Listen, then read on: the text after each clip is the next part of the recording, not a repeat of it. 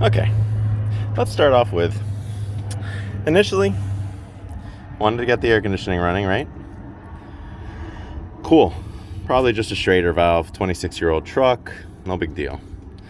Pop in Schrader valve, pop in like 3 or 4 cans of Freon. Because I'm an overkill kind of guy, right? That didn't do it. We put the dye in, boom, compressor's leaking. Actually, you can pretty much tell where the oil is. So new compressor, fine. Right way to do it. Thanks, Ray. Replace the dryer.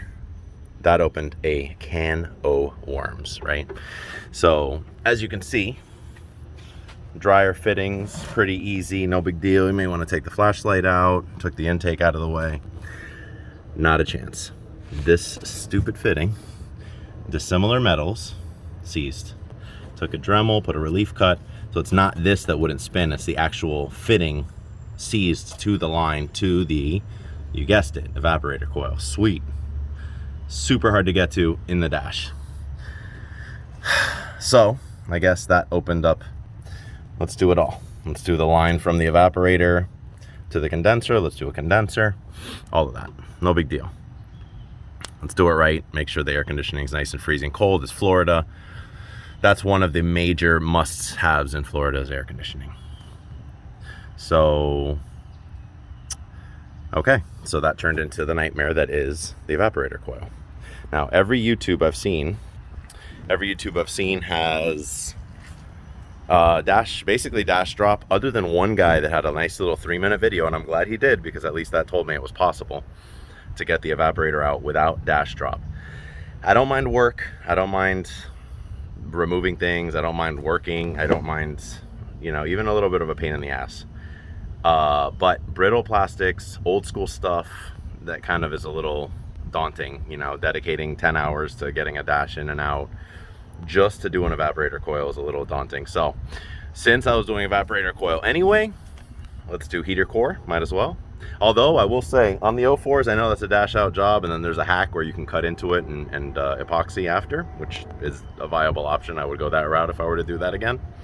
Actually, I didn't do it, but I left myself without heat because of it. So the next thing is this.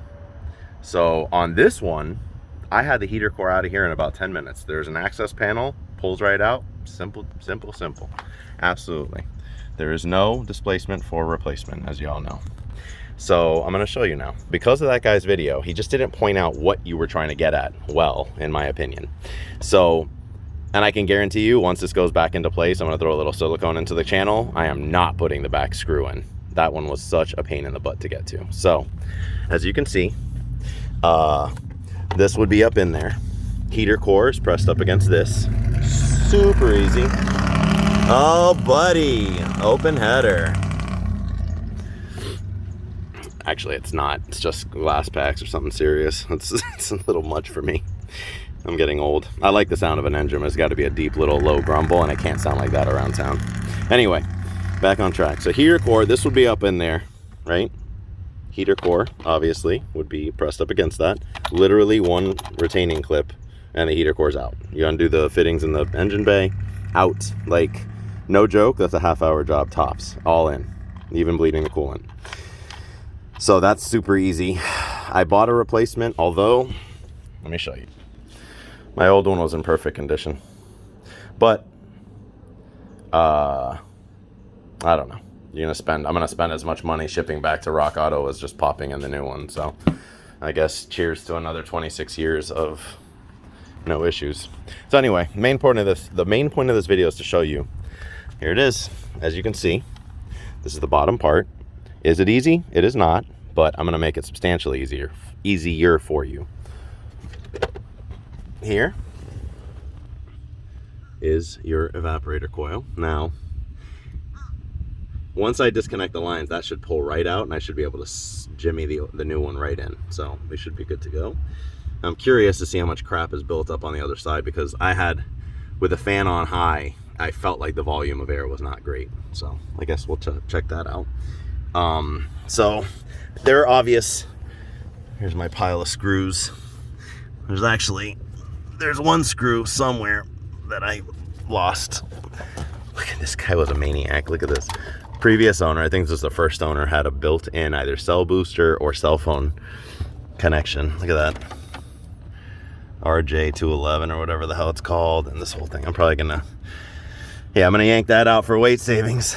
There's all sorts of stuff going on here, but this takes up a lot of space and it's not being used, so. Anyway, you get in there. Everything will be pretty obvious as far as what you're trying to remove, right? The one thing I will show you that is going to make this video worthwhile is where the screws are. So when this is in there, you'll see very obvious ones, right? Boom.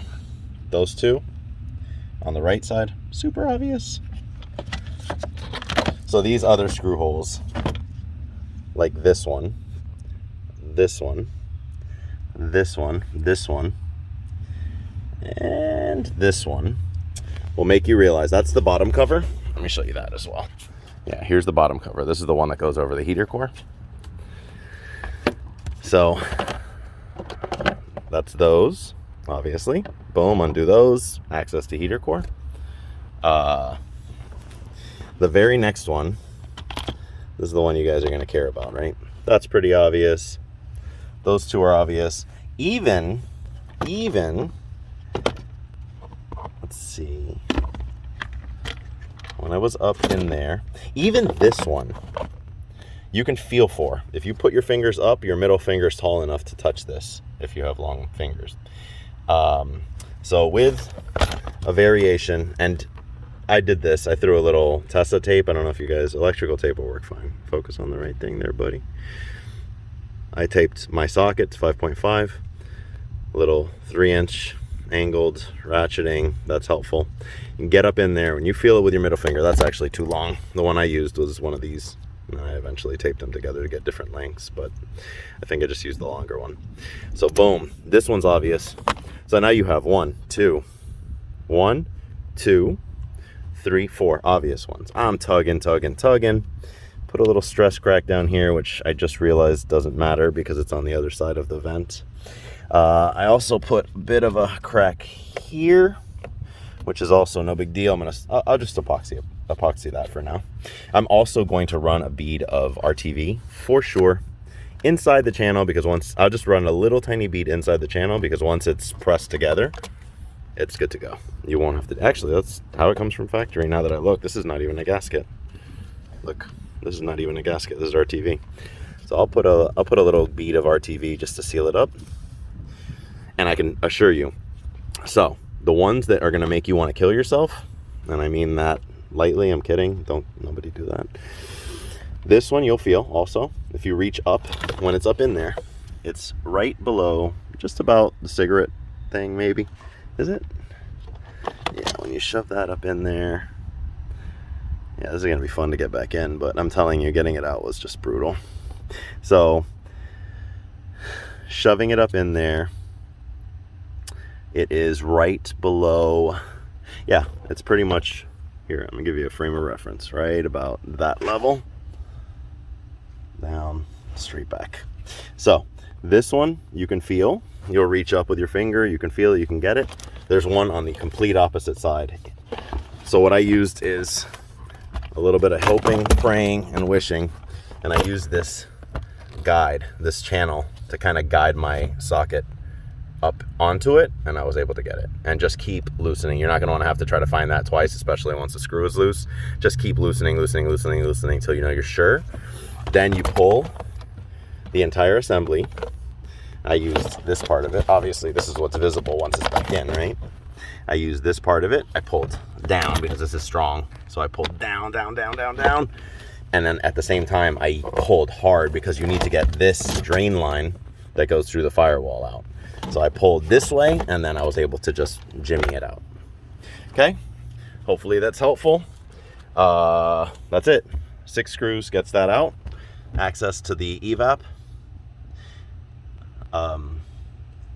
And we're done. We no longer have to drop the entire dash to get that out. Maybe I'll do a follow-up. I'm going to snip the lines on obviously the fittings didn't work and I have all new replacements, so I'm going to snip the lines and maybe I'll show getting it completely out. All right, nitty gritty. Saw's all on top. Little badge of honor right there. Dryer out. I want a little more delicate on the bottom line, which is right there. I did my small Dremel. I don't want to go nuts, cut any wiring or anything. I did pull the loom off the wall here just to give me room. So, sweet. So if you guys know how this works, which I didn't until my buddy Ramon taught me. It's a dryer. It's basically just a huge container with a desiccant pack at the bottom. So the whole thing is a desiccant. So when the system's been sitting open for a while, which with a compressor leak and stuff like that, it was not pressurized for a long time, moisture and everything make their way in.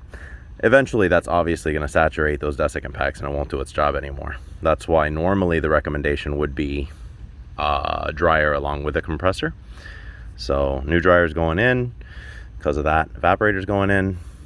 Now, let me show you guys. Let me set this down right over here. Let me show you guys. Once I cut the lines, evaporator core dropped out. Look at how filthy and caked up. I cannot imagine why I wasn't getting any air on this side. Yeah, this is a good move. So I did a lot of bitching. You've done enough, but thank you, Ray. I appreciate your guidance. You are the wind beneath my wings sometimes. A lot of times.